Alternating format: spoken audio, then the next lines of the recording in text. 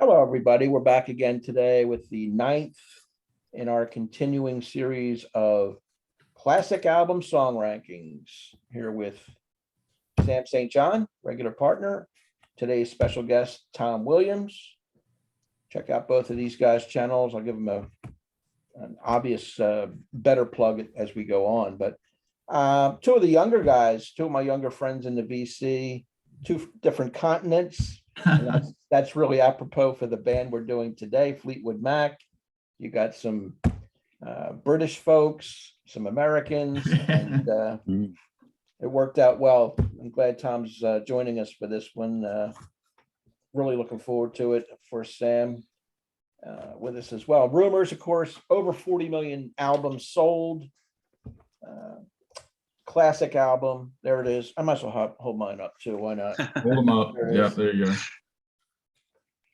Just a monumental album in the 70s. What can I say? Popular beyond belief. 40 million albums sold plus. One of the biggest of all time. And of course, it's notorious for its squabbling within the band, the marital problems, divorce. They're writing about it in the songs. Everything came together to form this massive success story. Three main songwriters, three lead vocalists. I like that aspect of it. So you're getting different voices, different writing styles. Grammy Award winner from 1977. Massive cocaine use as well, which either helped or detracted from the quality of the sound, whatever you want to say. It had to help in a way because it was so 70s to be doing that at the time, and it maybe led to some creativity or some angst and anger, and you're able to get out your feelings in the songs, whatever you want to say. It had top 10 singles. There were 4 single releases that each reached the top 10. So this is one of my favorite albums. I'm not sure about you guys, but welcome to the show. Sam, when did you first catch on to Rumours? I think, what was the other album? I think when we were talking Back in Black with Aaron a few weeks back, this Rumours was kind of in the same camp in that I discovered it as a full album really in college. So probably looking about 10 years ago as a full album. I mean, obviously I knew the 3 huge hits with, Go Your Own Way, Don't Stop, and The Chain. I knew those just from radio play. Mm-hmm. And Gold Dust Woman. So 4 of the big hits. But the quote deeper cuts like Oh Daddy and Songbird and things like that, I didn't really get fully invested into those until college when I found this at my library. At the college, I checked out the CD, had it on my laptop, burn it to the laptop, and then I had it kind of in my music playlist. That with Back in Black, Led Zeppelin 4. That was another one that was in that grouping of albums that I discovered the deep cuts in college. And ironically, and we were talking before we started recording, that I can thank Rich for this copy of Fleetwood Mac because it was one of those crazy albums that I've never owned. I think because I listened to it so much in college. My cousin, who was my roommate at the time, we listened to this album a lot in college. So I think I just kind of got maybe a little bit burnt out with it. And I just felt, even though it's only, $5 at the Barnes and Noble here in the States, I never was like, I'll get it at some point down the line. And then I did a series that I'm kind of on hiatus from. I need to come up with a few more albums, but of albums that I've never owned physically. And Rumours was, I think, on like the first episode, and Rich caught on, and I can thank him for the physical media. But it's a near perfect album. I mean, honestly, and if you want to introduce somebody to this incarnation of Fleetwood Mac, I mean, obviously Fleetwood Mac was a blues band before they were a pop band. Right. But if you want to introduce them to the Lindsey Stevie side of things, definitely, I mean, Rumours, there's no question. That's where you start, and then kind of go wherever you want from that way. From that point. So that's it. That's it in a nutshell, I suppose. Very cool. Yeah, you mentioned the blues band with Peter Green going way back into like the late 60s. This is actually their 11th album as the name Fleetwood Mac, which is hard to believe, going through all the changes in the band. They did have many of them.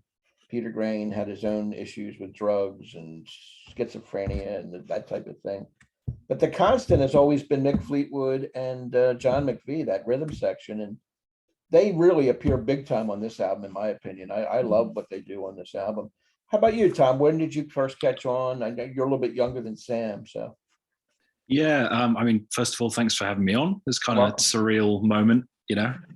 But you know, Glad to have you. having watched this series, but for me, a lot of the music I got into, you know, from this sort of era was because of my dad. You know, it was one of those days where he was like, "Come on, sit down. I'm going to show you some Supertramp, some ELO." And Rumours was one of those albums, Born to Run, all these albums. And for a while, Rumours was the only one I knew. And then, you know, the odd song from the self-titled and from Tango in the Night. But yeah, it was a really cool album to be introduced to. It was one of the first CDs I bought. I think it was the 4th or 5th vinyl I ever owned. So it's been, you know, with me throughout my music listening time. My favorite songs have changed over the years quite a lot. You know, depending on my mood. You got 3 different songwriters, so that helps. And yeah, I mean, speaking to you were saying, Rich, about the cocaine. I mean, that comes a lot more prevalent on Tusk than on this one. I would say. That's true. The cocaine, you know, noticing that. But yeah, like you said, it's really melodic pop music with that tinge of bitterness and anger. So I think that's kind of why these songs stand the test of time. It does play like a greatest hits album, so which is remarkable really for a studio album. So I was glad that this was one of the ones we got to do. Yeah, I'm glad we're doing it as well. I actually, the 1975 White Album came out the year I graduated from high school. So that's when I caught on to Fleetwood Mac, because that was popular on the radio too. And then I had to go back and dig into the earlier stuff. And then Rumours came out 2 years later in 1977, when they added, of course, well, Buckingham Nicks was before that in 75. This is a cool album. So this is where Mick Fleetwood had heard Lindsey Buckingham. He wanted a new voice guitarist in the band, and Lindsey wasn't coming unless he brought Stevie, and the rest is history. So I like this formation of Fleetwood Mac. It's popular, I know, but it's right up my alley as far as catchiness and great songwriting. And like I said, 3 voices. Christine McVie, shouldn't overlook her either. She's a really strong asset to the band as well. So what we do on this is we're going to count down the songs. There's 11 songs on this album, 11 down to 1. Tom's going to go first, then Sam, then myself.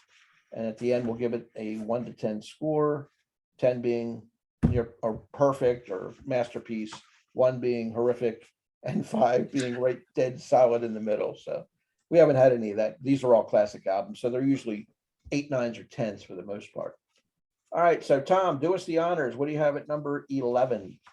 Well, Rich, you might not like this because you just told me not to disrespect Christine McVie, but Songbird is my number 11, which I know is possibly going to be quite controversial. It's the song that ends the first side, sort of like a mellow piano ballad. Christine, I think she's a good songwriter. She's a good singer. I think I like her contributions the least of the 3 main songwriters.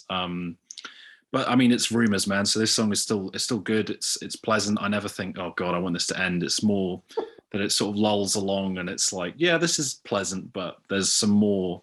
It doesn't really have the like I was saying, the bite of some of the other songs on the album that, you know, that real dark edge to this pop music. So that's why it's my number 11. Not really anything against the song, but it kind of feels a little bit out of place because it's a bit too nice. Yeah. So that's my 11. That's a good choice. What do you have, Sam? I'm not going to be popular. We go. Actually, my 11 and my number 10 are not going to be popular at all. I might be removed from the vinyl community. And the sole reason is these 2 songs that I'm going to mention, 11 and 10, they're just so overdone. They're 2 of those songs that I'm just absolutely sick of. So I don't usually try to do that with my ranking, but this case, these 2, they had to be. I couldn't warrant them being lower. So number 11 for me is what is it? Go Your Own Way. That's my number 11. A dagger. Go ahead. Wow. I could turn on my local radio station right now. I could turn on 2 or 3 of them, and they're all going to be playing this song. I'm so sick of it. I can't stand the song. I've never been able to stand it.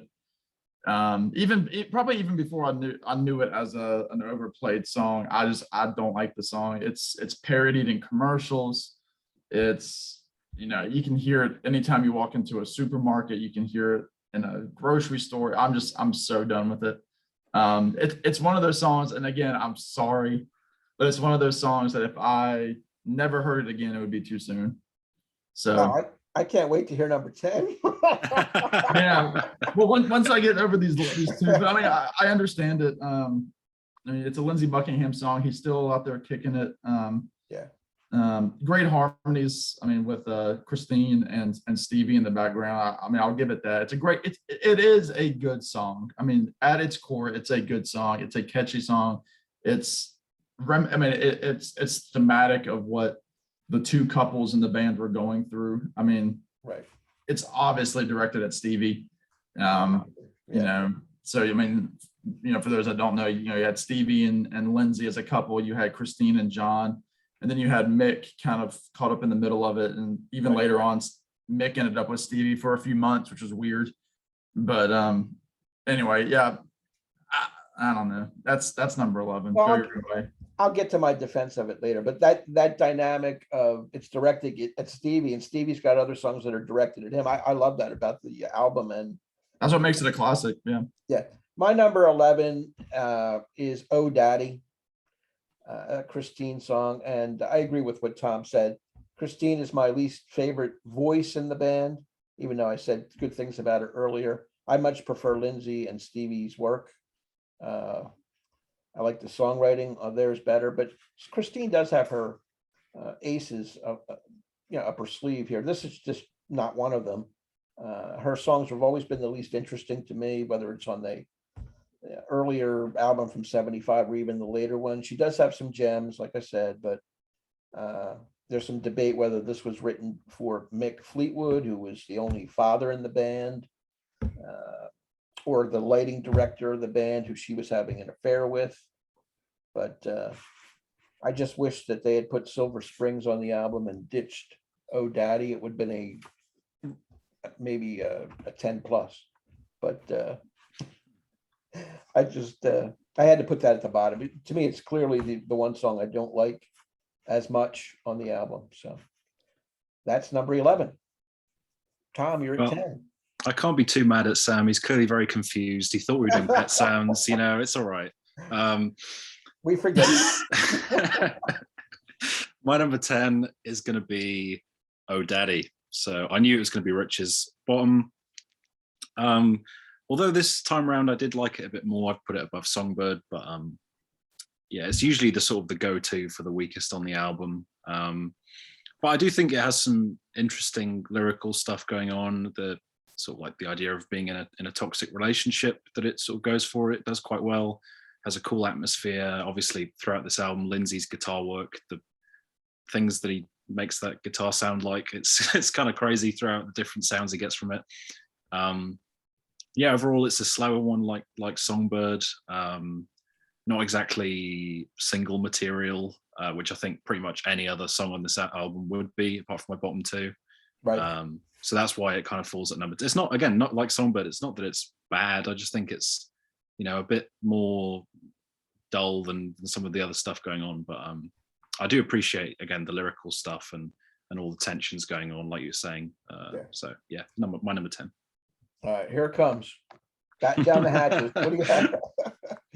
Well, yeah, as Tom alluded, I was when I logged into this particular meeting, I was unaware that we were doing Rumours today, so my list was scrapped together. But I promise you that my 11 and my 9 and my 10 are all spot on, and I would say my 1, 2, and 3 are pretty spot on. Everything else in the middle is kind of interchangeable. Right. Number 10 for me, one of the other big hits, "Don't Stop." Again, one of those especially here in the States, it's been parodied. It's again, it's another Lindsey track. it's an upbeat song, it's a positive song, and I get that, and that's probably why I put it a little bit higher up than Go Your Own Way. But same reasons apply. Great guitar work by Lindsey in it, and it's funny because Lindsey Buckingham, at least from one of the later lists from Rolling Stone, and Lindsey was listed as number 100 on the 100 greatest guitarists. So I guess he's still fighting his way to get over that hump to be the worst of the best, I guess.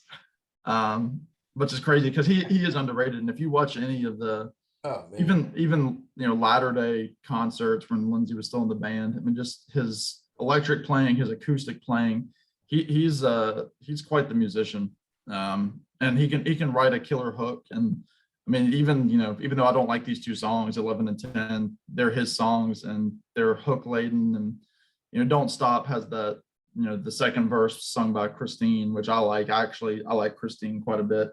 And I know she actually has a compilation coming out called Songbird, of her solo stuff and some Fleetwood Mac stuff. But yeah, Don't Stop. It's on that same list. If I never heard it again, my life would probably be better. But so I understand that, because that's a song that to me is overplayed. Yeah, and it's going to appear towards the end of my list as well, just not quite at 10. My number 10 is Songbird, the one Tom had at 11. So we're flip-flopping our 10 and 11. interesting. I like the sound of the song. It's kind of a beautiful melody, and just a lovely voice here by Christine. I like her vocals on this.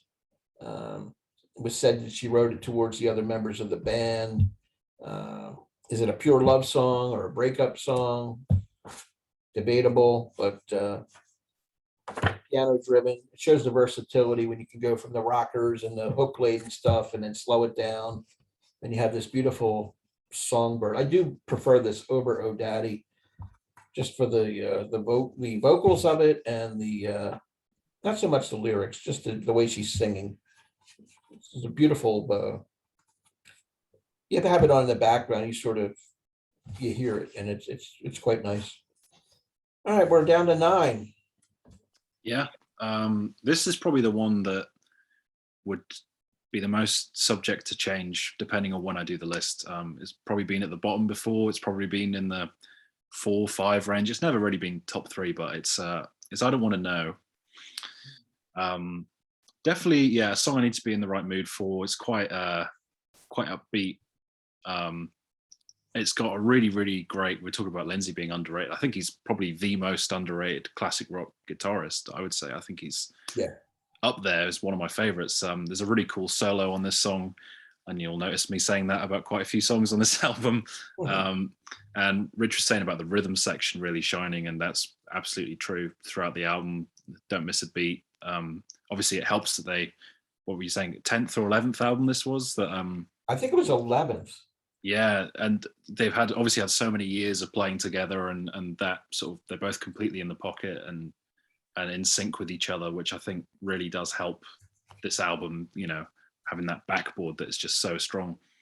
Yeah, it's a really catchy, upbeat song. Again, I think it's the more sort of melancholy, bitter songs that I'm really gravitating towards, because I've got these sort of more, this one, and then Oh Daddy and Songbird a bit more sort of dirgy, I would say. That's probably a bad word, but yeah, I Don't Want to Know. It's fun, and this time around I did actually enjoy it quite a lot. I think I don't think it's quite fair, but the album is a little bit front loaded, I would say. It is. Just slightly. For me, The it second is. half is still good, but yeah, I think I Don't Want to Know is a really good song, and the fact that it's number 9 is more a testament to how good the album is, because I don't really have much bad to say about it. So Yeah, very nice. Number 9 for me, y'all both already mentioned it. It's Oh Daddy. Not much more to add to it. To me, it kind of thematically, in terms of the music, goes kind of with the chain, and in terms of like that darker kind of. This is almost like Christine McVie does Stevie Nicks in a way. It's kind of got like that dark, like Stevie Nicks is like the witch of rock and roll, so to speak. I could definitely hear Stevie flip-flopping the vocals on this. So I don't know if that was just an influence from Christine, seeing Stevie, because Christine, she'd been with the band a couple of years prior to this. I mean, she had been on some albums prior to Lindsey and Stevie. Oh, yeah. She was married to John and that sort of thing, but it does have that darker tone to it. And again, I mentioned I do like Christine, her singing quite a bit, sometimes more than Lindsey. But out of her main songs on here, this one's probably it's definitely it's the lowest for me. So it's number 9 this time around. Yeah. My 9 is Tom's 9. I don't want to know. I like the way this starts. It has that I don't, it just has that catchy hook laden chorus. Got that solo in the middle of it that's fantastic. And then it picks up with the I don't want to know, and then they all harmonize at the end with I don't want to know, and they all come in. I like the arrangement of the song. It is a little poppy, but that's okay. I don't have a problem with it. And it evidently goes back to Buckingham Nick's duo days prior to them joining Fleetwood Mac. It was written then and thrown on this album, but I really enjoyed it. But to me, it's the 9th best song. I got 8 stalwarts ahead of it, so that's where we're at. Yeah, nice. Me and Rich pretty in sync for now. We'll see So how long far. that lasts. Yeah. My number 8 is going to be You Make Loving Fun. Really, really strong pop song, this one. Incredibly catchy. It has a lot of sentimental value for me because when I was younger, about 3 or 4 years ago, I made a short film and I used this song in it. So it has a quite emotional attachment for me in that sense. It also has a really nice outro with the harmonized vocals. The one thing I would take against this song is the key work on it. The synths are a bit sort of in your face and not my favorite type of production touch, but it still makes it to number 8 because the songwriting is just so good. It's so catchy. One of the biggest earworms on the whole album. And the vocal sort of harmonies and layering and stuff on here is really great. Just the 3 of them singing in tandem, just doing a really great job. So yeah, number 8, You Make Loving Fun.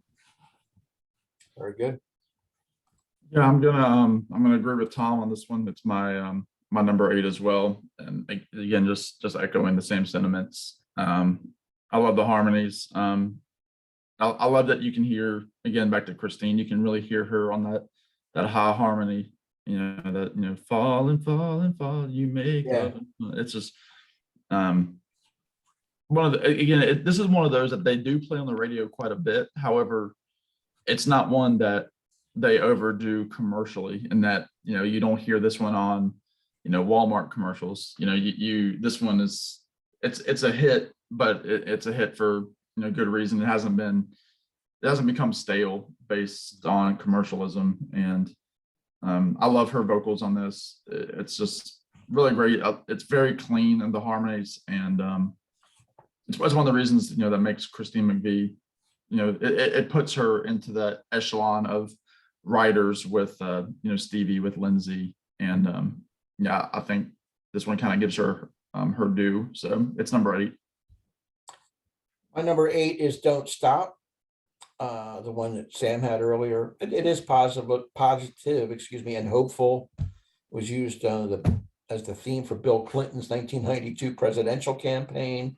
In fact, they played at his inaugural the next year in 93 when he took office, which was interesting. But I like the lyrics. Don't stop thinking about tomorrow. Yesterday's gone. Yesterday's gone. And then at the end, they're going, don't you look back. Don't you look back. They're all joining in at the end.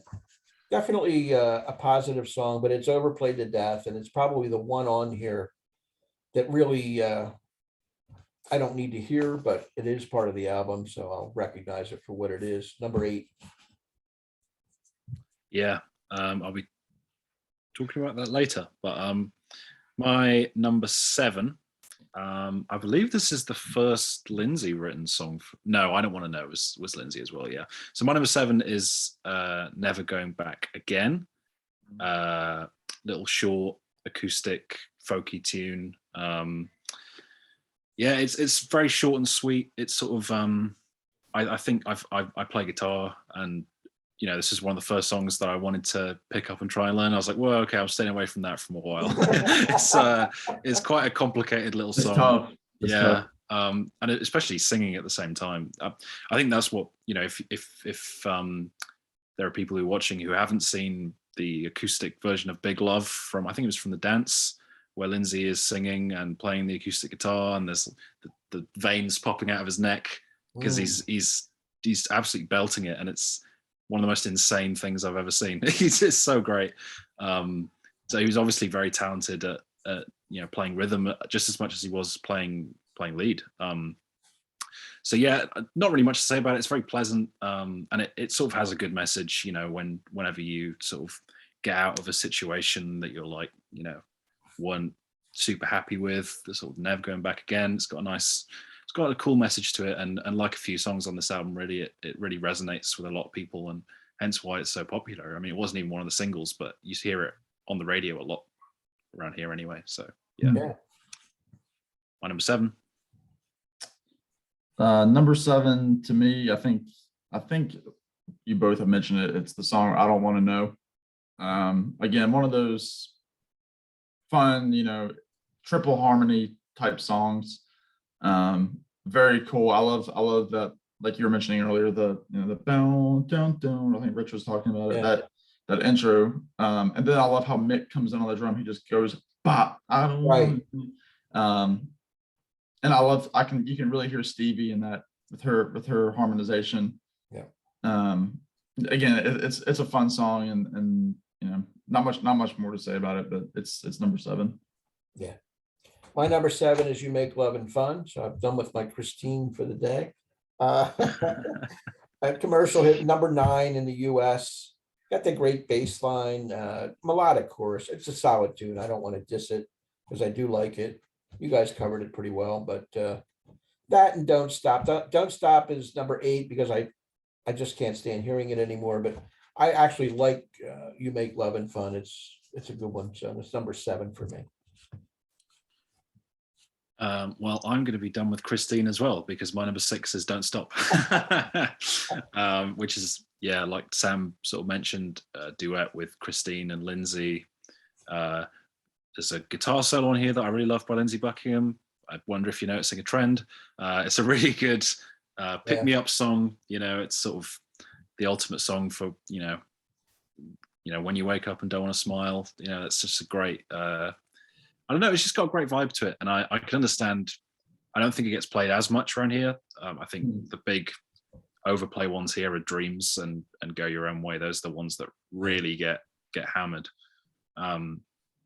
But I think it still has its magic touch. Maybe not so much as some of the other big songs, but yeah, Don't Stop's my number 6. My favorite contribution from Christine, and just a really pleasant pop song. Got no qualms with it.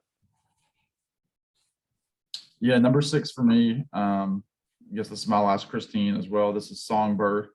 It's a little bit further down than where y'all had it, but it's interesting because there's that. I know, Rich, we were talking last week when we were with Josh about the classic album series, and there's a episode about Rumours, and Christine tells the story about how they, you know, essentially set up the piano for her in this auditorium. I think she recorded this in an auditorium, and they put like roses around the piano. They had a bottle of champagne or something along those lines, and just kind of let her do her thing in this open auditorium to give it that live feel without the audience, without the white noise. And I think it's a beautiful song. It's one, I know it's probably my sister's favorite, my youngest sister. It's her favorite, I think, on the album. Wow. She sings it all the time. And I remember the first few times hearing this album thinking that was one of those, you know, deeper cuts that I couldn't believe that I heard before, because they don't play this on the radio around here. Yeah. And I think it's a beautiful ballad, and Christine can still do it. I mean, I've heard her on YouTube video of that, because Christine's still back in the band after about a 14-year hiatus or so, and she's doing the song again. And that's something else I want to mention before we continue, is that's an absolute travesty that Lindsey Buckingham is no longer in Fleetwood Mac. I agree. You know, they have some good musicians filling in. Obviously, one of our favorites, Rich, Mike Campbell, is filling in, covering Lindsey's guitar duties. And then Neil Finn from crowded house is filling in the vocal duties, but yeah, well, you know, it's ridiculous. They're in their mid to late 70s. Get over yourselves, get over the ego. People are going to spend big Or just money. shut it down. Don't go out again if you can't be with the original 5 guy or members. Yeah, again, you mentioned earlier how the kind of the pillars of the band have been the rhythm section, but you know, when you're getting in these new guys, it's not like they, you know, called back Peter Green, who of course now is no longer with us. Right. They got brand new people and started becoming almost a tribute band to themselves. And so if Fleetwood Mac is watching, and you know, we know that you're out there, bring Lindsey back, please. But anyway, this is about Christine Songbird. That's my number 6. Yeah, it's obviously a money grab. They have to go out on tour at that age, and they can't even have Lindsey join in. I mean, you don't have to speak to them. Just go out and play the music together. Yeah, exit stage left and right. Yeah. And Songbird is a beautiful song. I don't want to dismiss it. I had it at number 10. And if it were on like some adult contemporary album outside of Rumours, it would be, yeah. That's the problem. Rumours is just so strong without it gets buried in Rumours, but yeah. It's really a good song, and it's beautifully sung by her. Yeah. My number 6 is Gold Dust Woman, a Stevie tune. It's the closer of the album. You know, the old metaphor for cocaine here. Just trying to do drugs and maintain a relationship and living through that experience. It's got to be impossible when you're, you know, always high or always jumpy or whatever, and still trying to deal with people on a normal basis. I think that's what this song is trying to say. A lot of bands went through it, and these guys were not shy about talking about it, which is, you got to give them points for that. It's right in the material. They're not just, you know, well, we're denying anything we're doing is illegal. A lot of this stuff came out later, looking back historically at what was going on at the time. That we didn't have the tabloids, we didn't have the internet back then. There was no MTV even formed at that point, so there weren't all these things going on about. You had Rolling Stone magazine, of course, and some of these other main music magazines that would hint at it and stuff, but it was a big thing going on in rock music in the late 70s and into the 80s. Drug use, tore bands apart, tore relationships apart, and that's this song. I love the song. Even at number 6, I love the song.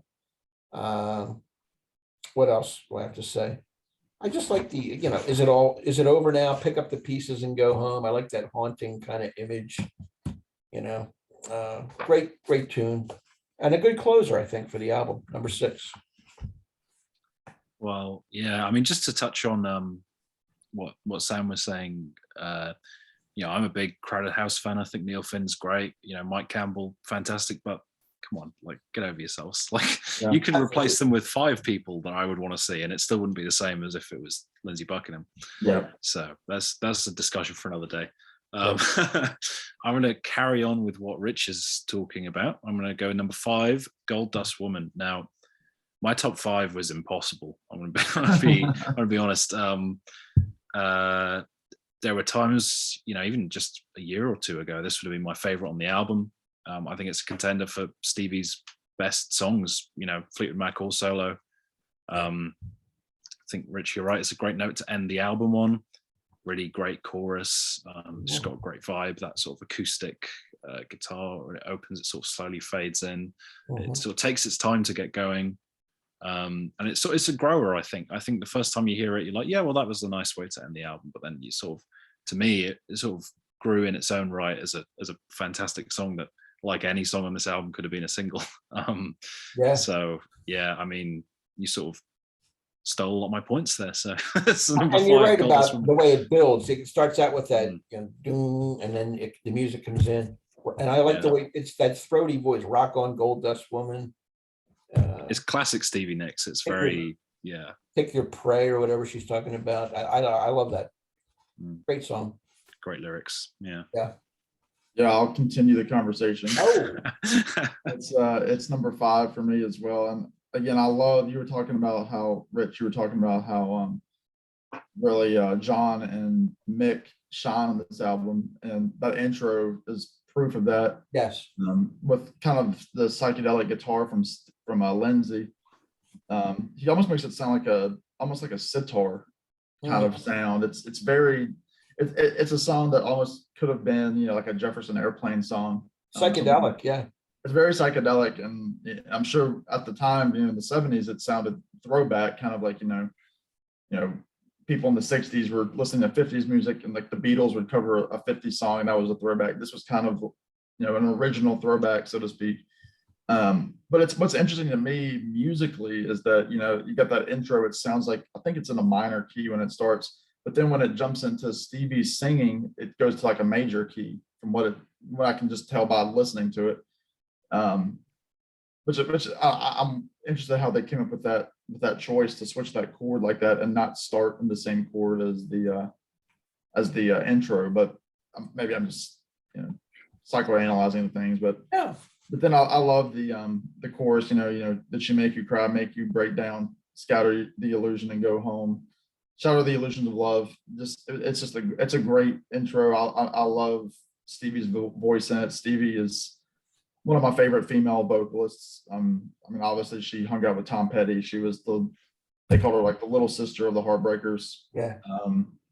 So I'm always gonna, you know, be pro Stevie Nicks.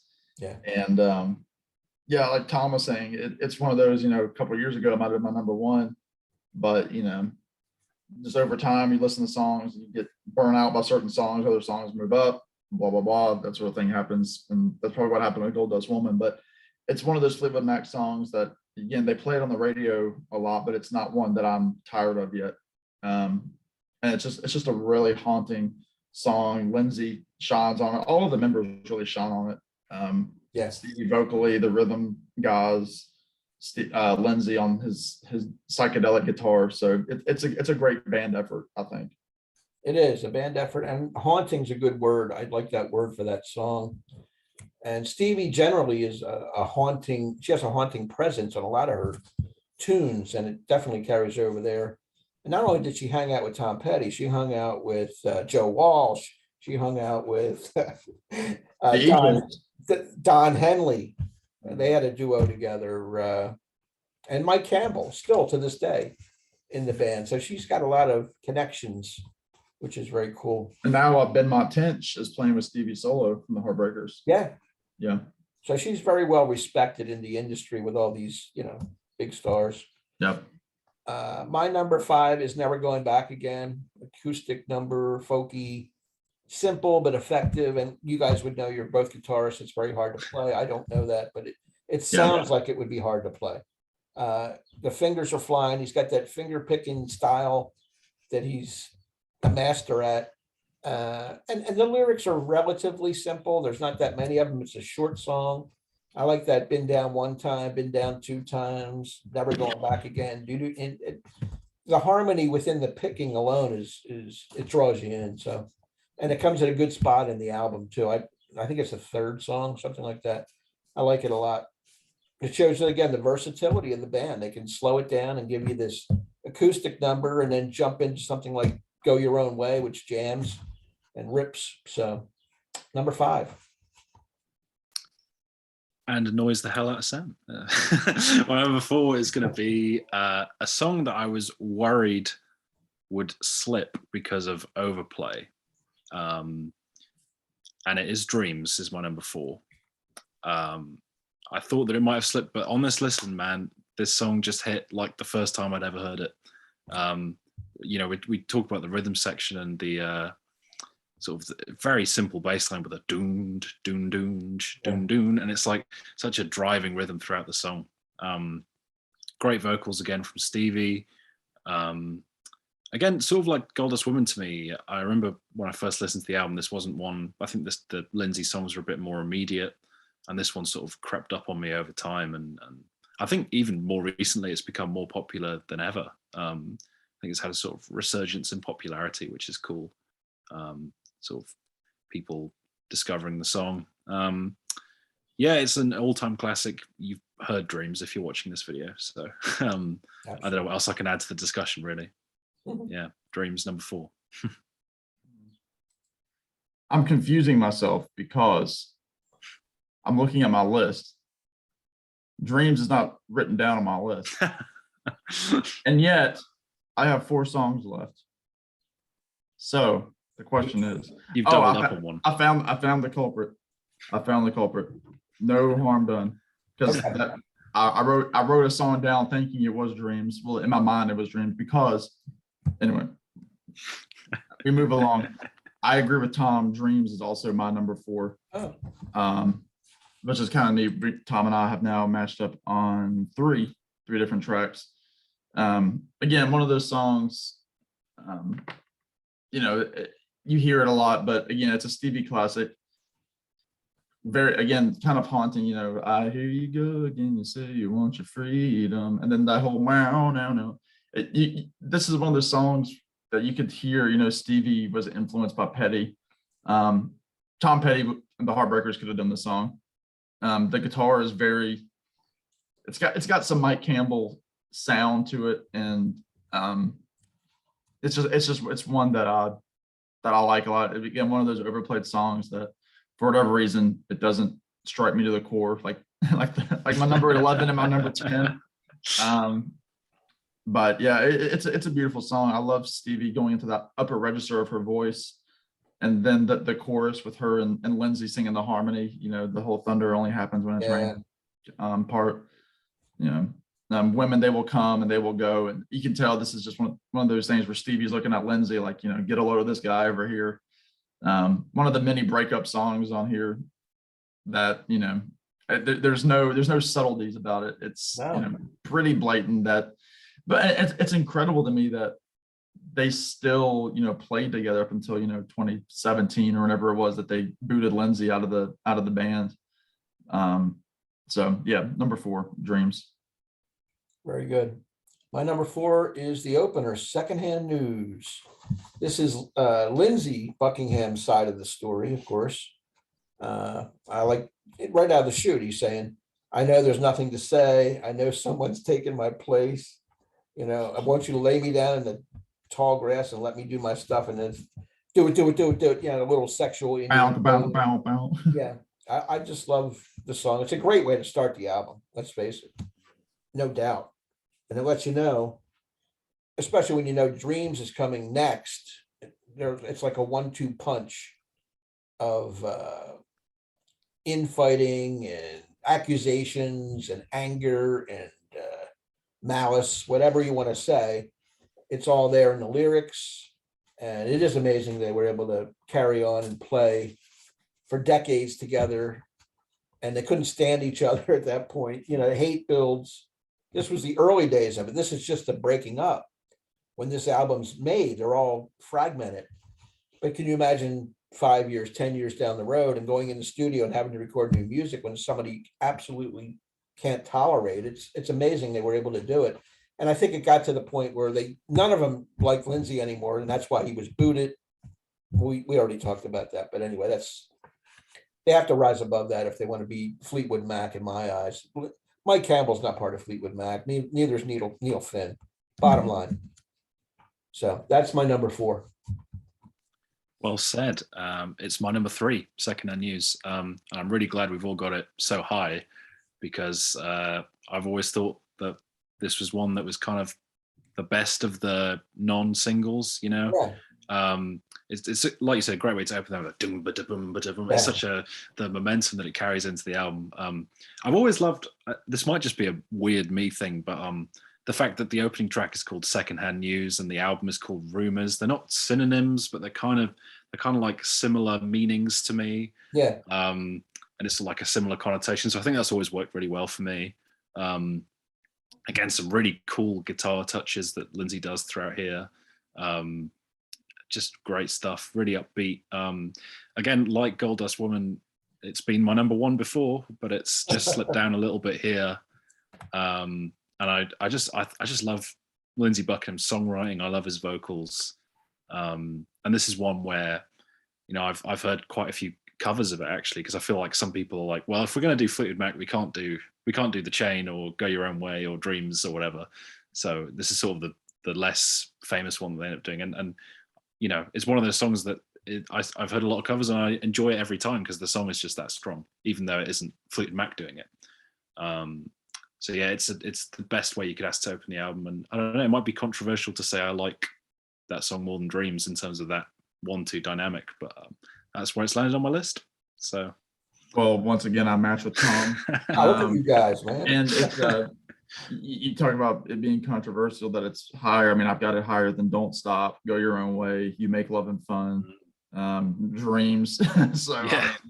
I'm the one who can take the heat here, but yeah, it's a great opener. I love the fade in kind of into the song, Yeah. And then Lindsey singing that high vocal. I know nothing has changed. Someone has taken my place, and then Stevie comes in. When times feel bad, times get rough. Lay me down the tall grass and let me do my stuff. Which to me was always kind of like it almost sounds like a drug reference to an extent. Let me. It's very. I can imagine like very hippie. Lay me down on the grass. Let me do my stuff. Wink, wink. What that means. Right. And I love how Lindsey kind of does the guitar solo with his vocals, kind of like the bound, bound, bound, bound, bound, bound, bound. And then that's cool. And then I love how it ends with him just going, I'm just secondhand news. Yeah. Secondhand news. Like he just really goes up there. So good. Very positive song. It's one, again, surprised that it wasn't a huge hit like some of those other ones that I just mentioned. But I'm glad it's not, because otherwise I would have it down maybe number 9 on my list. the other 2 huge hits that I've already mentioned. But yeah, it's number 3. So yeah, Tom and I are on the same path here. Yeah. My number 3 is Dreams. You guys both mentioned it. Emotional, kind of heartbreaking in a way. It's got that killer bass line again all throughout the album, and this song's no exception. I believe this is the only number 1 song that they did on the album? I think it may be. I don't know. I think it might be. Well, it was number 1. Whether it's the only one, I don't know. And Sam mentioned the lyrics that I like. Thunder only happens when it's raining. Players only love you when they're playing. Women, they will come and they will go. When the rain washes you clean, you'll know, and that you will know. I just like that little addition. She has to say it twice. You'll know, you will know. It's like you had me, you lost me, and now and it's your own fault. So deal with it. That's it. Great song. Absolutely fantastic song. I just like 2 other ones better, what it comes down to. Yeah, I mean, Dreams has got a great, that sort of, I'm better off without you kind of vibe that I love about it as well. It's great. Looks like me and Rich have the same top 2. But what order will they be here? That's the key. Because Rich, I think it was before we started recording, you thought we would have 3 different number 1s here, and I'm not sure anymore. My number 2 is Go Your Own Way, which Sam had way down there. Number 11. Yeah. I'm standing by it. I mean, fair enough. This song is definitely played to death. But to me, it is one of the absolute cornerstones of classic rock.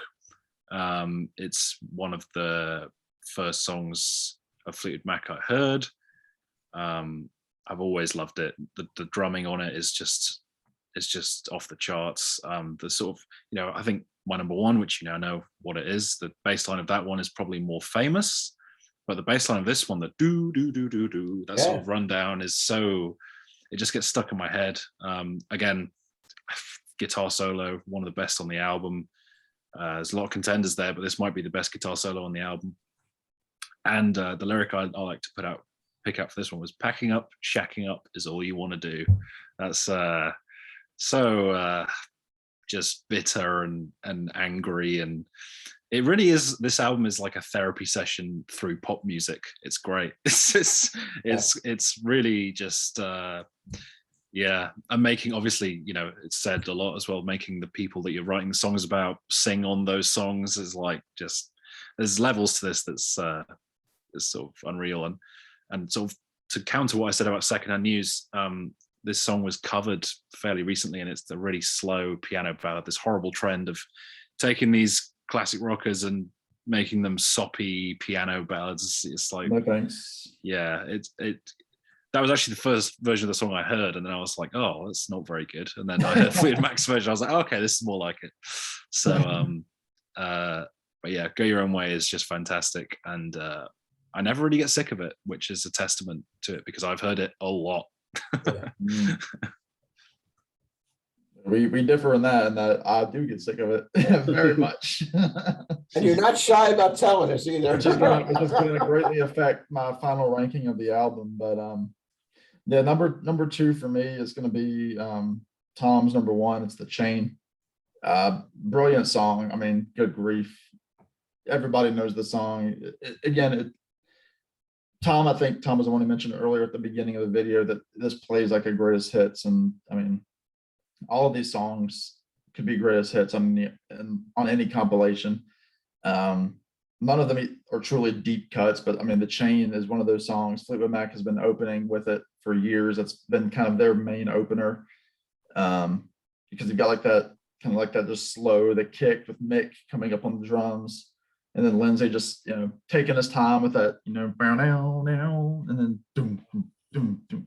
Very almost outlaw country. The beginning part of it almost sounds like it could have been like a Waylon Jennings song or something like that at the beginning. There's a song by Hank Williams Jr. called Country Boy Can Survive, which it kind of has that kind of feel to it. So it shows John McVie playing that simple bass lick, which is one of the few bass licks that I actually know. When I play a bass, rarely. Just that whole and then Mick is slowly coming up in the back, and then Lindsey and then they break into it. There's a newer cover of the song by a group called the High Women, which has Amanda Shires, who's an Americana artist. She's married to Jason Isbell. Brandy Carlisle is in that group. Maren Morris, and I can't remember who the fourth woman is, but they do a pretty set cover of it. And it's just one of those songs, people that know Fleetwood Mac, like if you ask somebody about Fleetwood Mac, this is probably one of the few songs that a novice fan could mention. But it's such a rocker. It shows the best of Lindsey, shows Mick, it shows Stevie on the vocals, Lindsey on the vocals, John McVie. I mean, the whole band is in full swing here, and it's a fantastic song. It's a great way to open up the second side of the record. So it's number 2 for me because the first song was a no-brainer. Yeah, it is. I'm glad you mentioned that about the whole band. It showcases the whole band, and that's why it's going to be my number 1. But before I get to that, my number 2 is Go Your Own Way. For years, this was my number 1 until maybe the last 15 years, and then I have to admit to myself that Chain's the best song maybe in Fleetwood Mac ever did, period, regardless of this album.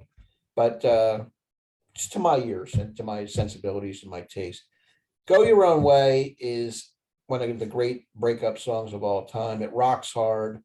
I love the line that Tom mentioned. Tell me why everything turned around. Packing up, shacking up is all you want to do. That's the line that stands out to me too. Lindsey tears it up on guitar. The drums are phenomenal. The bass.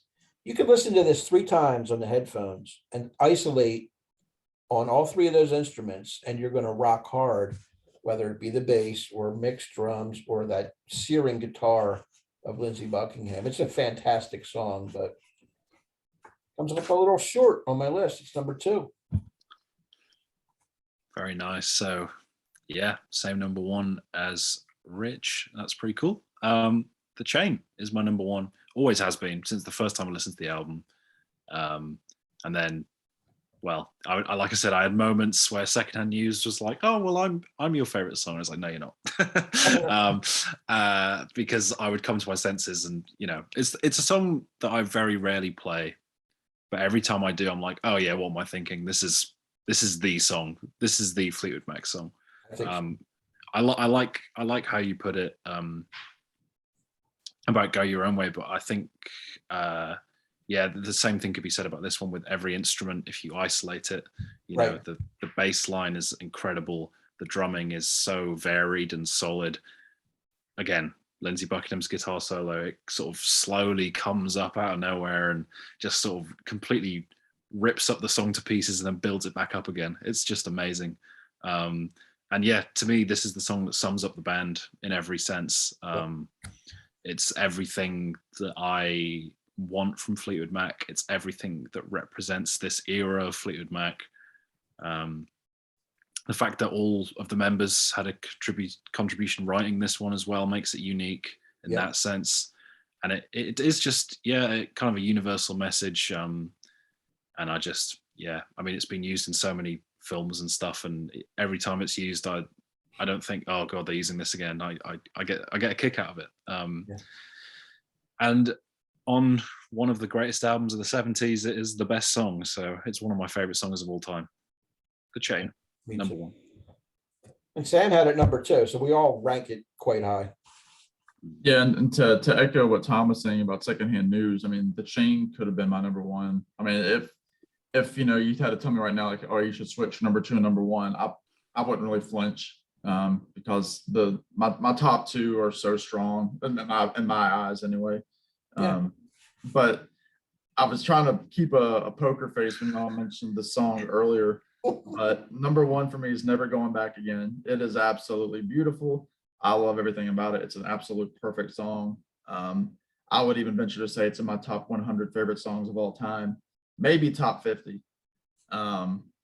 It's just one of those strong songs. I never knew this song until I found this album in college about 10 years ago when I was a freshman. And I was like, well, that's a great song. And then, the way that I dig into a song that I love, I'll go on YouTube and look up all the different covers and the different live versions. And it was mentioned earlier, that whole, the dance era. And then even there was that live DVD that came out. It was when Christine was on hiatus from the band for, over a decade, if you want to call that a hiatus. But there's just that live, it's just, it's the 4 members, but Stevie's on harmony. Lindsey's playing that acoustic guitar. Mick is on the brushes on an acoustic drum set, and then John is playing bass. I think he might be playing even acoustic bass. And Lindsey, he hits that, bend down 1 time, 2 times, and he says bend down 3 times. He adds that part, and then he holds that like that, that long note, and then he hits that huge, yeah, at the end, and then he just, those last few notes of the finger picking, he's picking them so hard. And like Tom was saying, you can see the vein, you can see just the emotion.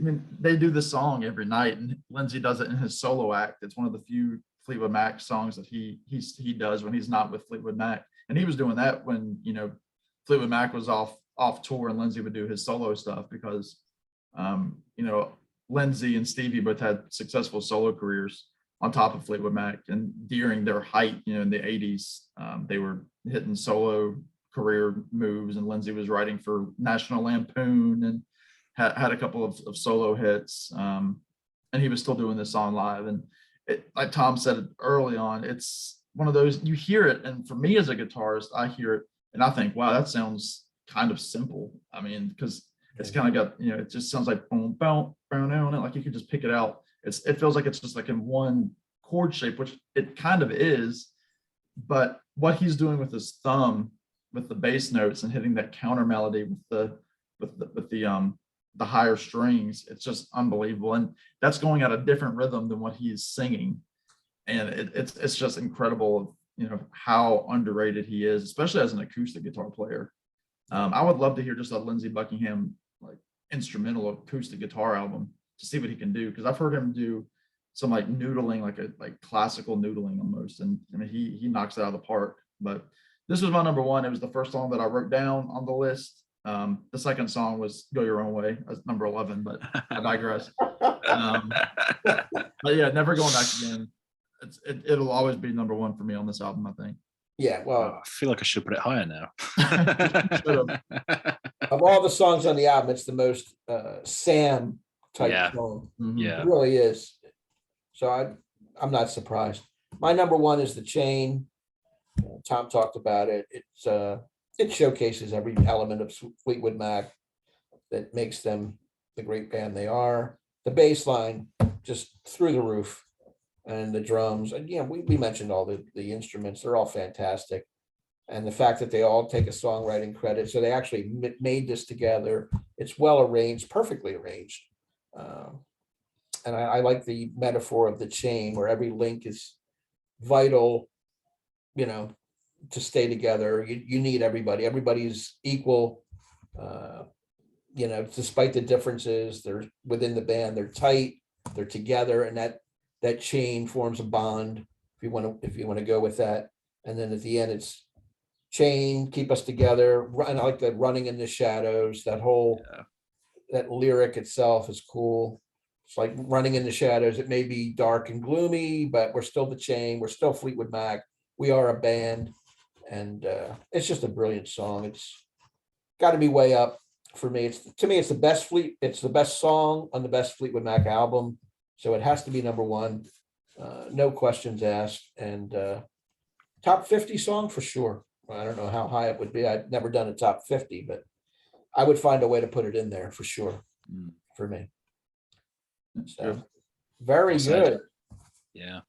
Any parting words before we get to our ranking? No. I mean, yeah, I just think that overall, you know, as much as we can rank these different songs, that there's a reason that it's a classic. It's not just the songs that are on here; it's the way it's sequenced. You know, like you said, having Secondhand News and Dreams right at the start, back to back, that really sets the tone for the rest of the album. So, yeah, I think it's really masterful. Then it has that dark closer with Gold Dust Woman. On the second side, which is the way it's produced as well. It's produced really, really well. It just sounds like a masterpiece sonically, you know. It's just you listen to that with headphones and just dive in for 40 minutes, however long it is in total. It's fantastic. Even with, you know, a song like Oh Daddy, which I discard, but you know, why skip it? Just listen to it and take it all in. I wish Silver Springs were on instead, which, you know, just a point of fact, if Silver Springs had been on this album, it would have been my number 3, ahead of Dreams. It would have been behind the chain and Go Your Own Way for my own ranking. I think it's that strong a song. It's a great song. It really is. And it's performed, I believe it's in the dance where they're looking at each other and they're singing out these lines together with sort of venom, but sort of remembrance and fondness. There's a duality there that works. Yeah, they're focusing on each other while they're singing those key lines in the video. And anybody that hasn't seen it, check it out. It's Stevie and Lindsey at their best on stage, I think, in that particular song. Yeah. So now I'm glad Silver Springs. Sorry, I'm glad Silver Springs wasn't on the album, or else I'd have to put it at number 10, and then the commenters would hate me. So wow, I'm not the biggest. I think it's okay. I don't miss it really. Okay. Yeah. Well, that's good to know. So you like it the way it is. Yeah. All right, now let's get to our ranking. Like I said at the beginning, it's 1 to 10, 10 masterpiece, 1 not so hot, and 5 strictly mediocre. What do you have for us, Tom? Ranking? Objectively, it's a 9.5, but because of what it means to me, and it was one of the first albums I got into, and all that kind of, it's got to be a 10 for me. It's a 10. Okay. Yeah. Sam. So, are you sure? I'm waiting, man. I would predict, but I don't want to ruin the show. What would you predict? Well, I'll write it down, and then you can tell me, and we'll see if I'm right. Okay, that's like a Carson bit. You put it in the envelope to your forehead. All right, go ahead. I got it. All right. This might be. I'm trying to remember what I've given all the other albums. You said this is episode 9. 9. I think because of number 11 and number 10 for me, this album is going to be an 8. I was wrong. What did you give it? I had this is live TV, ladies and gentlemen. I had a 7. Oh no, it's not that low. Just because, again, obviously the brilliance outweighs the subpar in my opinion. But even the subpar, I mean, again, if those songs were never played on the radio, I might give it a 9. Maybe maybe it's my favorite album of all time. I don't know, but you know, with just the way that it's currently is, the way that society has embedded these songs into my, being, it's going to be an 8. So sorry, folks. That's a An good 8, rating. and, That's a yeah, an fair 8 is still a rating. great score. Yeah. Yeah. It's a to great be score. mine. Even throwing "Go Your Own Way" and Don't stop. "Don't Stop" out the window, you still got an 8 out of it. Now, Yeah. I like the way Tom phrased his, was objectively 9.5. I would say, even with "Oh Daddy," I would score it a 9.5, but it has to be a 10 because Wow. for me, it's a perfect album with one little blemish, but I can overlook that when you have 9 or 10 other masterful songs. I even include "Songbird" as a really strong song. I put it 10th, but I like it. I really do, and I like the overplayedness of even "Don't Stop," "Go Your Own Way." It's a hit machine here. It's a great album. It's not Fleetwood Mac's fault that the radio stations decided to go ballistic and play these songs around the clock. It just shows the greatness of the album and the demand for people to hear that album. That's the way I look at it.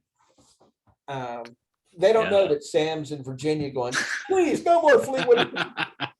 They should know. I should have a rule of all the radio. That's just my personal opinion. I think it's a fantastic album. As all 9 that we've done so far are. It's just a matter of what degree you put them and where you. Yeah, we don't pick mediocre. We're not picking mediocrity on the Rich junk, Strickler channel, folks. You're Anyway, not picking Tusk. I couldn't do Tusk. I would leave. You have to fill in for me on Tusk. Bring in somebody that likes it, because I just don't. I think it's a step down, 2 steps down after this masterpiece. But anyway, I'd love to hear some comments about rankings. Everybody knows this album, so please, we like the feedback. We like to see what people out there, or especially our regular viewers. We won't have one person commenting because he's actually on the show this time. Tom is usually a regular viewer. And I'll be down there. But we already heard your ranking, so we want to hear some people out there. Give us your comments, thumbs up, like, subscribe. We like all that stuff. And I want to recommend both these channels to everybody out there. Tom Williams, of course. I've done one video with him previously, the 1970 top 10 we did on his channel. It's actually Tom Daniel Williams, so check that out. David Bowie's his favorite artist. He's recently done The Replacements, Roxy Music, Radiohead, all those things. If you're into that stuff, go over and check Tom out. He does a fantastic job. I really love his channel. He's an up and comer for me, and I think everybody out there needs to take notice. Sam St. John, we know, Mr. Americana, Bob Dylan, Tom Petty, John Prine, the Avett Brothers, all his favorites. Sam and I have done 15 Beatles videos together. We did every album song ranking, including a Yellow album with Aaron, MUTHA, ALAMARE, and Jeff Witcher, which was fun to do. And this is our 9th classic album song ranking. So we've been doing a lot of stuff together, not to mention the live streams. So fantastic. Great to have both these guys with us. Thank you both. Appreciate it. Couldn't do it without you. And for everybody out there, for Sam and Tom, this is Rich. We will see you next time. Take care, everybody.